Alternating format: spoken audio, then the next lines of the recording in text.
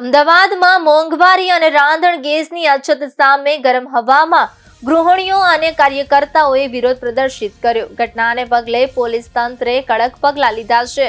અમદાવાદ શહેર કોંગ્રેસ સમિતિના સૂચના હેઠળ વધતી જતી મોંઘવારી અને તાજેતરમાં રાંધણ ગેસની અછતના કારણે ગૃહિણીઓ પર પડતી મુશ્કેલીને લઈને હાટકેશ્વર સર્કલના 4 રસ્તા પાસે બહેનો દ્વારા ધરણા પ્રદર્શન કરવામાં આવ્યું.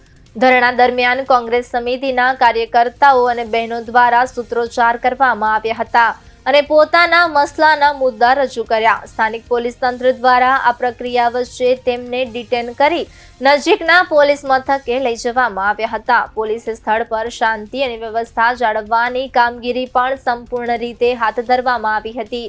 આ પ્રકારની કાર્યવાહીથી મોંઘવારી અને ગેસ અછત અંગેના લોકોના દુઃખદ દર્શન અને વિરોધ પ્રદર્શનમાં કાયદાકીય દ્રષ્ટિએ યોગ્ય નિયંત્રણ જાળવવાનો પ્રયાસ કરવામાં આવ્યો છે.